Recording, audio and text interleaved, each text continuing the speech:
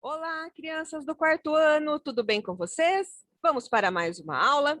Olha só uma dica para melhorar a qualidade do som da aula, caso não esteja muito boa aí para você.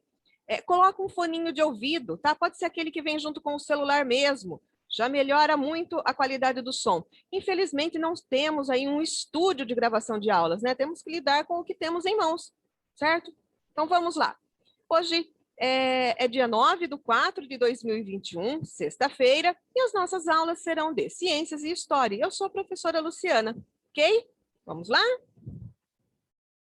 Então, peguem o caderno e, com letra bem caprichada, façam o cabeçalho.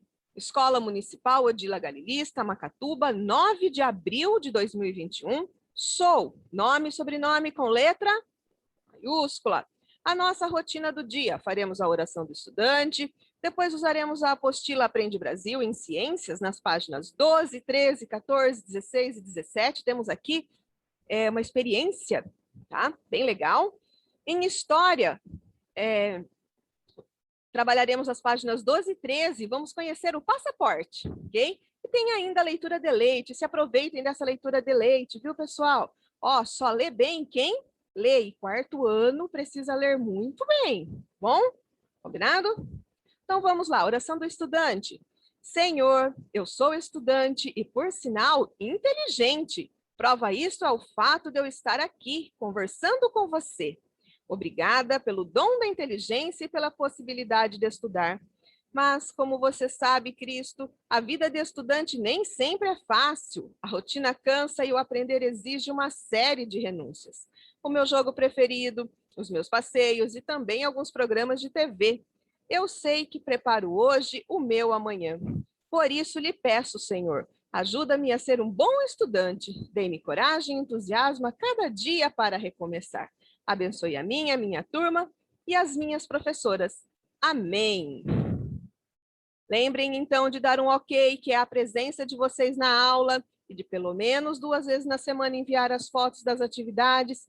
E, importante, fazer a correção das atividades, porque nós fazemos, mas às vezes alguma coisa passa, né? E não pode esperar a correção chegar para só preencher a apostila, hein, pessoal? E aí não está aprendendo nada, hein? Vamos lá. Os protocolos sanitários, né, pessoal, para a prevenção do Covid, evitar o distanciamento, vamos relembrar, né, 1,5 metro de distância entre as pessoas, se precisar tossir ou espirrar, usar o cotovelo, usar máscaras se for sair de casa, mas não é para sair de casa, estamos em isolamento social, lavar muitas vezes ao dia as mãos, ok? Usar a máscara corretamente, o nariz precisa ficar tampado, né? E higienizar corretamente as máscaras, importante também, ok? Então vamos lá. Página 12, em Ciências primeiro. Vamos lá? Os astros e a localização. Para esta aula, pessoal, o ideal é que vocês tenham em mãos um marca-texto ou um lápis de cor, tá? Para destacar aquilo que é mais importante. Combinado? Então vamos lá. Deixa eu pegar aqui os meus recursos. Então, vamos. Acompanhe a leitura com a professora. Faça a leitura digital com o dedinho, ou com um lápis, ou com a régua. Ok? Vamos lá, então. Os astros e a localização. Quando nascem, as tartarugas marinhas iniciam suas jornadas para a conquista do mar. Não importa quanto elas nadem e se distanciem da praia onde nasceram. As fêmeas retornarão à mesma praia quando chegar a época de deixar seus ovos enterrados na areia. Então, elas sempre voltam para o mesmo lugar. Sem dúvida, é uma capacidade de orientação fantástica. Agora eu lhes pergunto, como que ela localiza? O mar é muito grande, não é? Como que elas sempre voltam para o mesmo lugar? Como será que elas fazem isso, não? Olha que interessante. Aves, como o falcão peregrino, conseguem migrar, ou seja, mudar de um lugar para outro, né? Voando mais de 20.000 quilômetros, em busca de melhores condições no hemisfério sul, quando é inverno no hemisfério norte.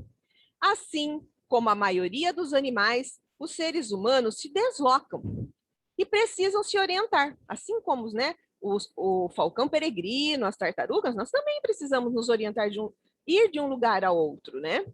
Atualmente, existem diversos equipamentos com localização precisa, em tempo real. O celular mesmo, hoje em dia, já tem a bússola, né? O GPS tem isso, né? Esses recursos. Muitos celulares, por exemplo, já vêm com sistemas de localização e orientação. Bom, então vamos ver um pouquinho mais sobre o falcão peregrino. O falcão peregrino passa de maio a setembro no hemisfério norte, lá em cima, lá nos Estados Unidos, Canadá, e de outubro a abril no hemisfério sul, aqui para baixo, aqui onde nós vivemos. Já as tartarugas marinhas costumam retornar à praia onde nasceram para a desova, o que acontece entre os meses de setembro e março. Ok? Então tem aqui, ó, um celular, né, com um GPS, né? Vamos ler a legenda? Na palma das mãos, o celular mostra a exata localização e trajetos a seguir. Há também aplicativos e programas que permitem a localização de qualquer cidade do planeta. Hoje está muito mais fácil de ir de um lugar para outro, né? Mas será que sempre foi assim? Antigamente, que não tinha bússola, não tinha GPS, não tinha aí o celular em mãos, como será que era, não? Vamos descobrir? Contudo, muito antes de a tecnologia facilitar o deslocamento das pessoas, o ser humano buscou no céu formas de se orientar, principalmente pelo Sol. Principalmente pelo Sol e pelas estrelas. O monumento de Stonehenge, localizado no Reino Unido, é um dos registros mais antigos de orientação pelos astros com precisão. Pesquisadores calcularam que ele foi construído há cerca de 5.000 anos. Olha quanto tempo, olha ele aqui, ó. As pedras principais do monumento de Stonehenge estão alinhadas com o pôr do sol, no início do verão e do inverno. Bom, vamos destacar esse parágrafo porque ele é importante, né? Aqui resume todo o nosso pessoal. O meu recurso aqui não é muito bom, vocês já sabem disso, mas vocês façam bem bonitinho aí, viu? Com o marca-texto ou com o lápis de cor, quem não tiver, então vai lá. Todo esse parágrafo pode ser destacado, bom? Porque ele é importante, tá? Aqui diz que a tecnologia veio para facilitar, mas que antigamente as pessoas, né, que precisavam de um lugar a outro, elas usavam o quê? O sol e as estrelas, né? Pode ser até estrelas, ok? Destaquem isso aí, por favor. Bom, vou limpar tudo agora para nós irmos para a próxima página. Vamos lá, continuando esse assunto, então. Aqui no Brasil, nós também temos algo parecido. Olha só. No Brasil, assim como em todo o hemisfério sul, uma maneira de se orientar é pelo Cruzeiro do Sul. Olha ele aqui, ó. O Cruzeiro do Sul é uma das constelações mais conhecidas, sendo localizado no céu por se parecer com uma cruz, né? Ele fica parecendo uma cruz. Para se localizar pelo Cruzeiro do Sul, é necessário traçar uma linha imaginária correspondente a 4 vezes e meia, ou seja, metade, a extensão da cruz da constelação. O ponto onde a linha imaginária termina está próximo ao sul. Observe o esquema a seguir. Olha só, aqui por esse esquema dá para a gente ver mais ou menos como isso acontece, ok? Esse é o Cruzeiro do Sul visto em Montevidéu, lá no Uruguai. Tá? Olha só como que ele fica, como que é feita essa localização. Assim, a olho nu fica difícil a gente fazer isso, viu, pessoal? É necessário mesmo ter os recursos necessários para esse tipo de visualização, né? Vamos lá. Mesmo que a constelação esteja em diferentes posições, é possível localizar o Sul pelo Cruzeiro do Sul. E olha aqui, olha, os pontos cardeais. Lembra que na outra aula nós já vimos um pouco sobre isso? Você já estudou que o Sol pode variar de posição ao longo do ano, estando bem próximo ao ponto exato do leste, somente no início da primavera e no outono. Então, o Sol nasce mais ou menos a leste, né? Mesmo que essa localização não seja precisa, o Sol pode ser utilizado como forma de orientação, pois ele surge no horizonte, próximo ao ponto cardeal leste, e se põe no oeste. Vamos destacar também esse parágrafo, porque ele é importante? Então, você já estudou que o Sol pode variar de posição ao longo do ano, estando bem próximo ao ponto exato do leste, somente no início da primavera e do outono. Pessoal, meu aqui ficou horrível, tá? Façam bonitinho aí vocês. Mesmo que essa localização não seja precisa, o Sol pode ser utilizado como forma de orientação, tá? Pois ele surge no horizonte próximo ao ponto cardial leste. Destaquem tudo aí. Bom, olha só. Então, eu já fiz isso com vocês, mas vou fazer novamente. Então, o braço direito é apontando para onde o Sol nasce. É o leste, mais ou menos o leste. Não é preciso, mas é mais ou menos. O braço esquerdo fica a oeste. À frente, o norte e atrás, o sul, né? E assim localizamos os pontos cardeais, ok? Continuando então, vamos lá. Saiba mais, página 14. Pessoal, não falei, mas não esqueçam de fazer. Não esqueçam de colocar a data em todas as páginas trabalhadas, ok? Combinado? Então vamos lá. Antigamente, os navegadores e exploradores utilizavam uma bússola para saber a direção que deveria seguir. Você sabe como esse equipamento era usado para orientação? Vamos ver? Para entender o funcionamento da bússola, imagine a Terra como um grande ímã. Ímã atrai, né? Em que os polos têm capacidades magnéticas. A bússola é uma caixa com uma agulha magnética imantada. Ela tem um ímã dentro. Essa agulha se move atraída pelos polos magnéticos da Terra. A parte pintada da agulha sempre aponta para o norte.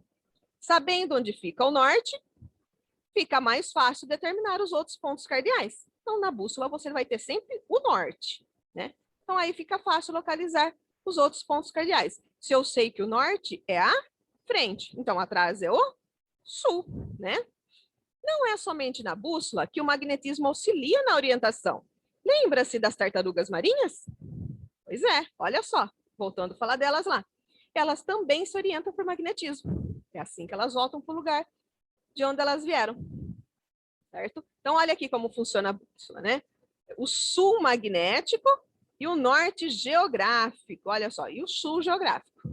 Olha como os polos magnéticos da Terra, ok?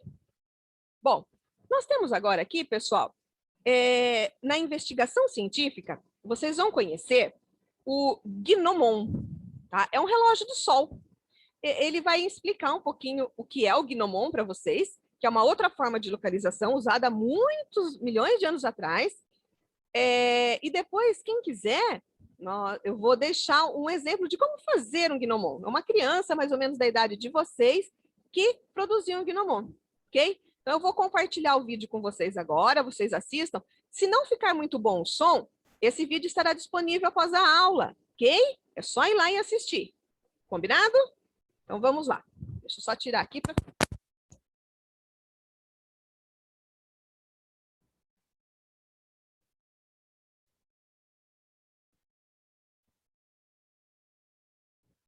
Olá! Você já parou para pensar como as antigas civilizações marcavam o tempo e as estações do ano através do Sol, já que não dá para olhar para ele diretamente? Você já parou para pensar sobre isso? Vamos descobrir um pouco mais sobre essa situação?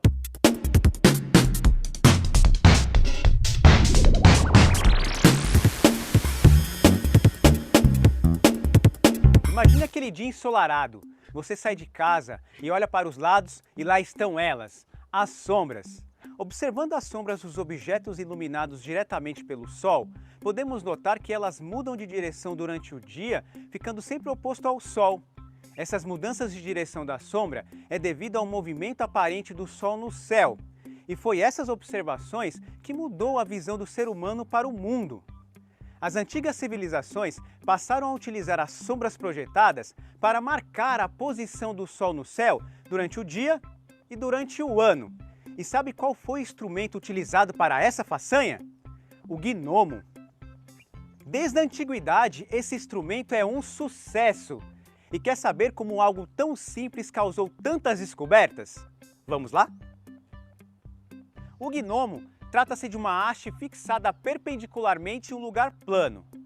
Calma, o que eu estou falando é algo bem simples. O gnomo é uma espécie de vareta fixada no chão. Ela pode ser construída de diversos materiais, como madeira, ferro, rocha ou até mesmo galho de árvores, desde que esteja bem reto. A partir do nascer do sol no horizonte leste, é possível observar a sombra do gnomo e realizar marcações de acordo com o tamanho e a direção da sombra. Conforme o sol ganha altura no céu, é possível observar a sombra do gnomo diminuindo. Quando o sol assume o ponto mais alto no céu, por volta do meio-dia, a sombra é mínima, ou seja, é a menor daquele dia. A partir daí, o sol vai rumo ao horizonte oeste e a sombra do gnomo volta a aumentar. Isso acontece todos os dias e assim marcamos a duração dos períodos claros. E como realizar as marcações do ano?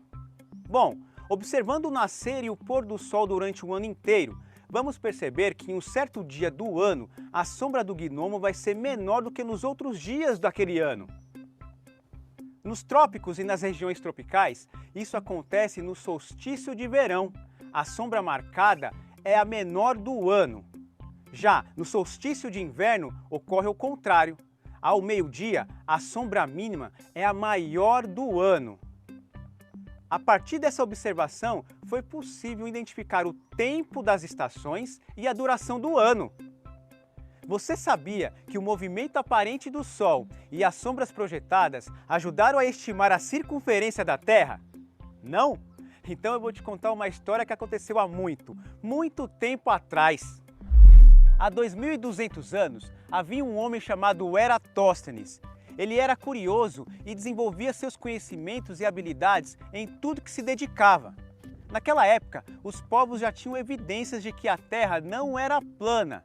E uma dessas evidências era a sombra da Terra projetada na Lua durante os eclipses lunares. Mas para Eratóstenes, a questão era outra. Qual seria o tamanho da Terra? E como calcular a sua circunferência? A cidade de Siena, que hoje se chama Assuã, lá no Egito, Eratóstenes soube que no dia 21 de junho, por volta do meio-dia, o sol iluminava o fundo de um poço e nenhuma sombra havia por lá. Já em Alexandria, na mesma data e horário, isso não acontecia. Sabendo disso e conhecendo a distância entre Alexandria e Siena, Eratóstenes mediu a sombra do gnomo que projetava lá na cidade de Alexandria. No dia 21 de junho, foi o solstício de verão do hemisfério norte naquele ano, onde as duas cidades estavam localizadas. Nesse dia, o sol estava bem acima da cidade de Siena, iluminando assim o fundo daquele poço. Isso significa que a cidade de Siena estava posicionada em uma localização geográfica em que no dia 21 de junho, por volta do meio-dia, o sol estava bem acima dos moradores daquela cidade. E isso tem um nome popular, Sol a Pino. Eratóstenes calculou o tamanho da sombra que o gnomo projetou. O gnomo, junto com a sombra projetada, ajudou a desenhar um triângulo. A junção das retas de um triângulo forma os ângulos. Então, Eratóstenes calculou os ângulos desse triângulo. O resultado foi 7,2 graus. Ele já sabia que um círculo tem uma circunferência de 360 graus. Então, Eratóstenes dividiu 360 por 7,2 e chegou no valor de 50. Se imaginarmos a circunferência da Terra como se fosse uma pizza e dividir em 50 pedaços, podemos dizer que Eratóstenes encontrou um valor equivalente a um pedaço da Terra. A distância entre a cidade de Siena e Alexandria é de 800 quilômetros. Então, Eratóstenes multiplicou 800 por 50 e chegou no valor de 40.000 quilômetros para a circunferência da Terra. Hoje, sabemos que a circunferência do nosso planeta é de 40.072 quilômetros. Olha só que incrível! Há mais de 2.200 anos, Eratóstenes chegou próximo do valor real da circunferência do nosso planeta. Tudo que te contei até aqui é uma pequena parte das coisas que podemos fazer observando as sombras e utilizando o Gnomo. Mas ainda não terminou. Os próximos desafios irão exigir de você um bom senso de localização. Assim, você será capaz de chegar em qualquer lugar. Eu espero que você tenha gostado. Continue esse desafio e até a próxima!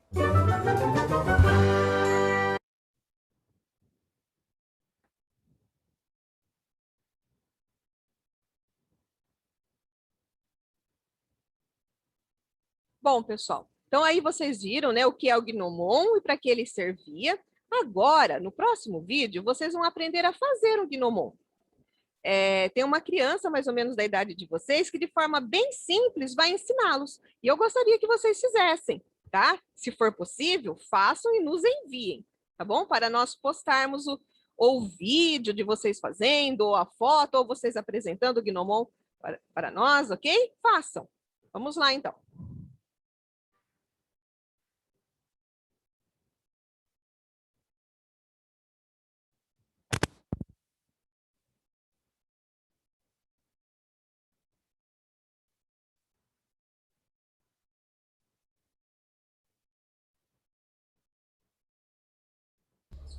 Oi, eu sou Arthur de Oliveira e hoje eu vou fazer um Gnomon, que é um relógio de sol. Você vai precisar de barbante, uma tesoura, uma fita adesiva, um lápis, um palito de 20 centímetros, uma régua e papelão. A gente primeiro vai destacar o papelão.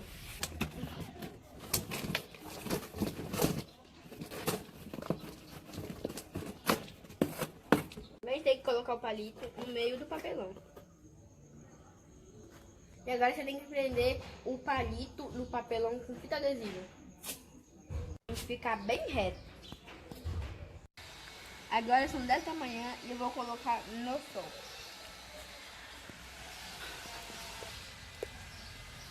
Você vai ter que traçar com um lápis e pôr um barbante. Você vai ter que fazer um risco do tamanho da sombra e pôr um barbante do tamanho da sombra também. Aí depois você tem que pegar o barbante com uma circunferência. E com o barbante eu tracei toda a circunferência.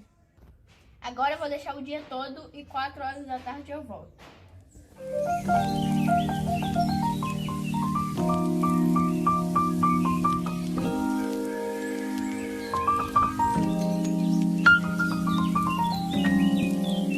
Horas da tarde eu coloquei e a sombra ficou aqui.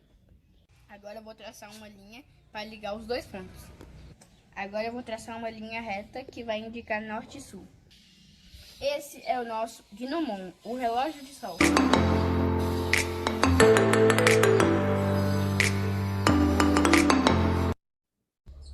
Oi, eu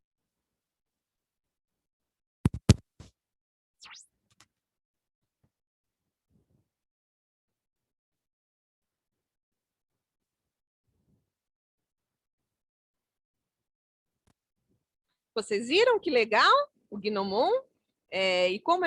Jeito simples de fazer, né, que o Arthur usou, façam, tá? Envia para nós ou o vídeo do que vocês descobriram, ou a foto de vocês, tá ok? É para vocês aprenderem mesmo, essa investigação científica. Cadê os nossos cientistas do 4º ano?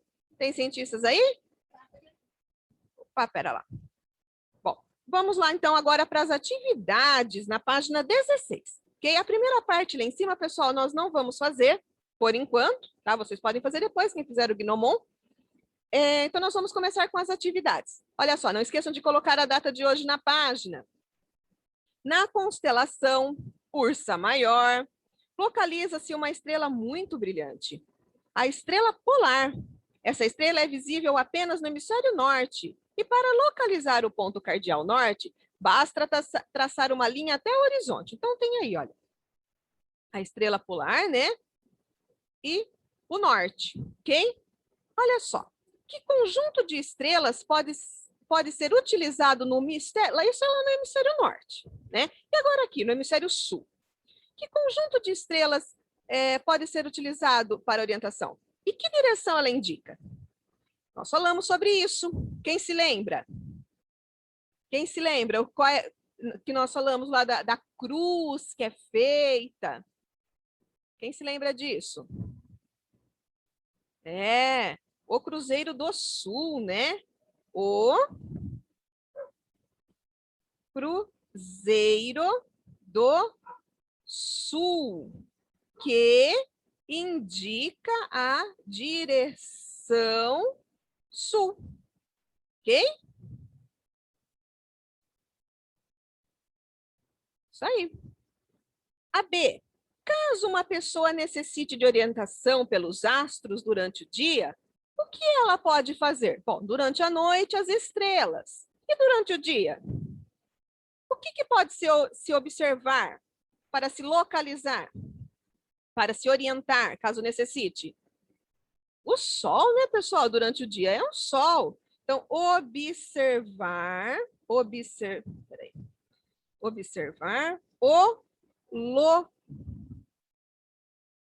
local onde o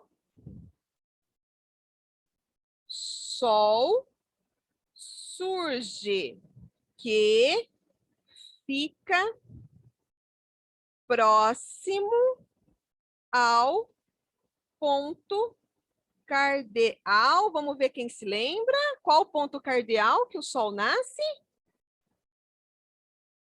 Mais ou menos, né? Ao leste. Mais ou menos ao leste. Então, para se orientar durante o dia, o que podemos fazer? Observar o nascer do sol, que fica mais ou menos a leste, mais próximo ao leste, né? Bem, então respondam aí e vamos para a próxima página. Tem algumas atividades na página 17 também.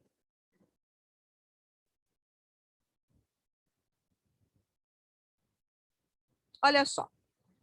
Coloquem a data de hoje na página. Identifique na bandeira do Brasil as estrelas que representam o Cruzeiro do Sul. Em seguida, circule-as. Então, vamos lá. Vocês vão localizar, né? Bem aqui no centro, olha, o Cruzeiro do Sul e vão circular. E aí vamos responder. Esse conjunto de estrelas é tão importante para diversos países que está presente em muitas outras bandeiras. Pesquise e descubra pelo menos mais 2 países ou estados que apresentam o do Cruzeiro do Sul em suas bandeiras. Tem vários países, pessoal. Nós vamos colocar alguns aqui, ok? Olha só, país na bandeira do países. Na bandeira da Nova Zelândia tem Cruzeiro do Sul.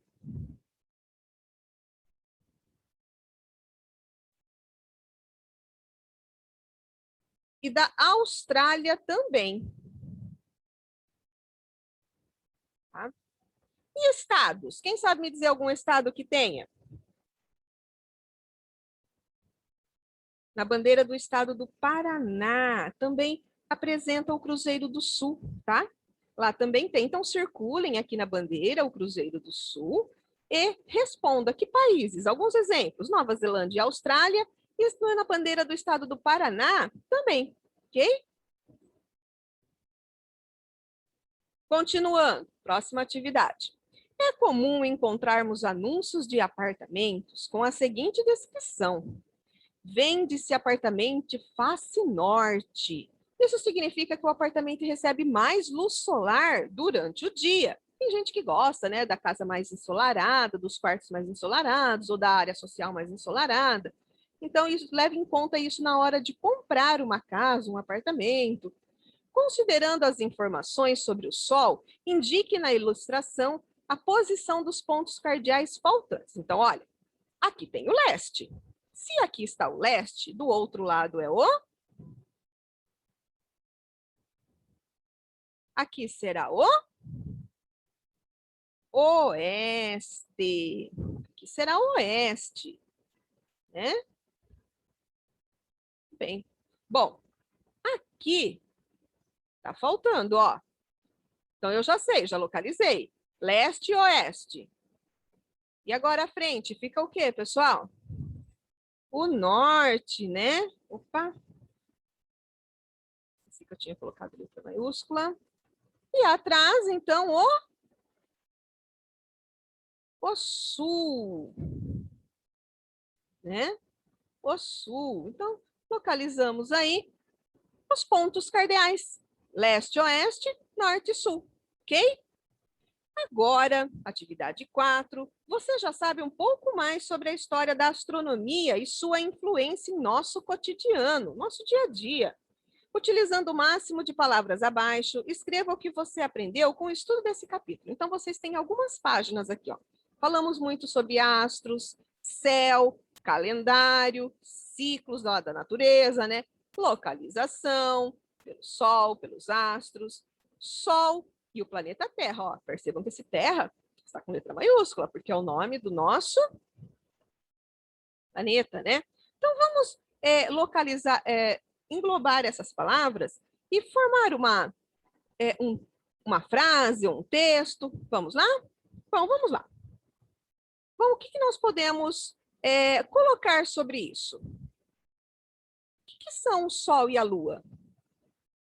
Que tem aí?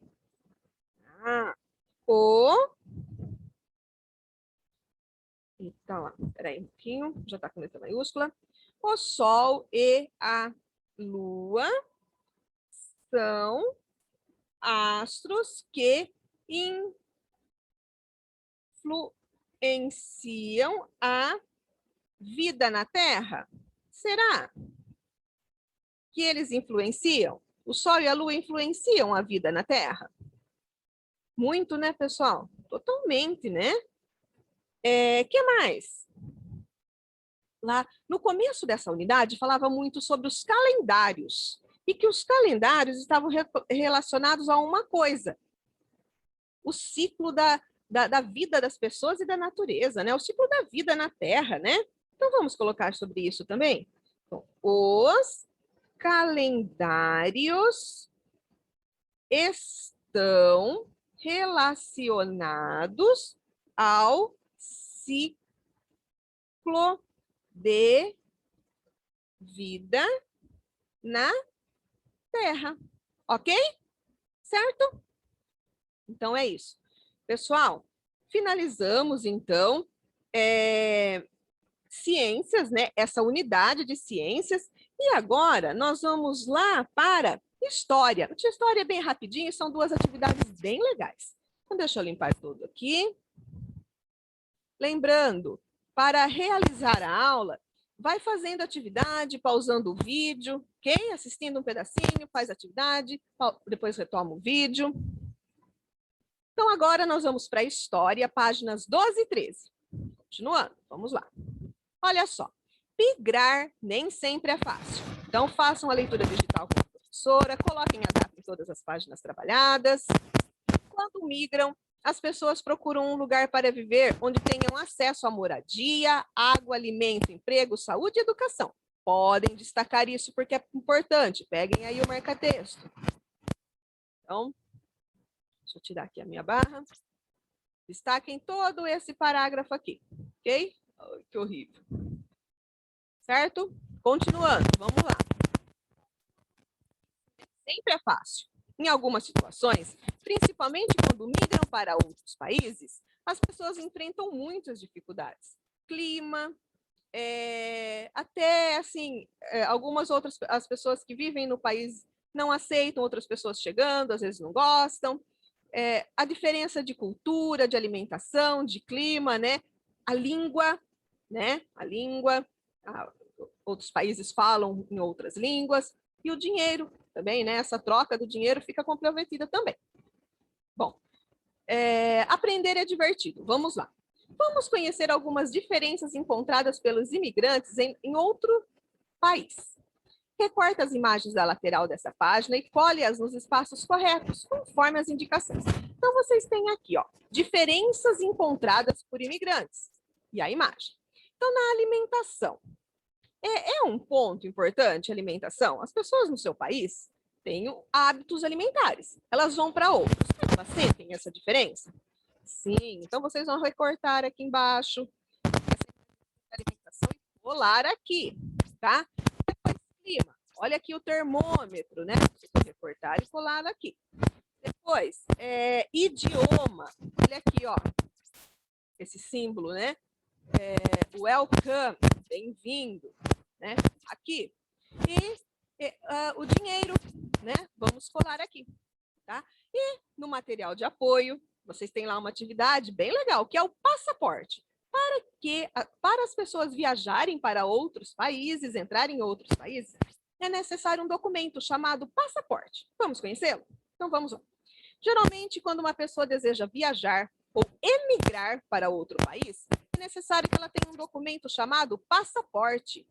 Preencha o passaporte ilustrado no material de apoio, nos espaços indicados. Registre suas informações pessoais. Depois escolhe os selos referentes ao local para onde você viajaria ou migraria, tá? Então, olha só. Eu peguei uma imagem dele aqui, deixa eu fechar isso aqui. Esse aqui é o passaporte que vocês têm lá no material de apoio. E esse aqui são os selos, olha, que vocês vão colar aqui. Vocês vão ver para que lugar vocês viajariam. Então, vocês vão preencher primeiro, né, com os dados de vocês. Se quiser até imprimir uma fotinho e colocar, pode. Nome, sobrenome, nacionalidade. Qual é a nossa nacionalidade? Somos brasileiros, né? Somos brasileiros. E aqui tem, quem iria para Pequim? Quem iria para o Chile? Para os Estados Unidos? Para a França? Para a Rússia? Para a Austrália? Esse outro aqui eu não consigo ler, pessoal. Para o Egito. Então, vocês vão recortar aqueles lugares que vocês gostariam de ir e vão colar nos espaços, ok? Então, recorta direitinho, monta direitinho o passaporte de vocês, certo? Bom, próxima atividade, compreendendo a história, coloquem a data de hoje na página, leia esta imagem, nós faremos a leitura de uma obra agora. Em seguida, marque um X as respostas corretas. Vamos analisar essa obra, então. O que está nos mostrando essa obra? Né? Do Rafaelo Gambodi, chamada Os Imigrantes. É uma obra de 1894. Ok? É um óleo sobre tela. Aqui está o tamanho dela. Ele está lá no Museu Cívico Giovanni Fattori, em Livorno, na Itália. Então, vamos responder as questões. A obra apresentada é uma fotografia ou uma pintura? O que vocês acham? Pintura, né, pessoal? Marca um X aí. Qual é o título da obra? Os Imigrantes ou os Retirantes? Tá aqui, ó, Os Imigrantes. Em que ano essa obra foi concluída? Olha a data aqui. Só marcar. Em que lugar as pessoas estão? Em uma estação de trem ou em um porto? Olha os navios lá no fundo. O que é representado na obra? Um encontro ou uma despedida? As pessoas estão se despedindo, né? Elas estão indo embora. Bom, então finalizamos, pessoal, o conteúdo dessa unidade de história. Tá? Espero que vocês tenham gostado. Até a próxima aula. Não esqueçam de enviar as imagens de pelo menos 2 atividades da semana, 2 aulas da semana, ok? Então tenham todos um bom dia, um bom final de semana e fiquem com Deus. Beijos.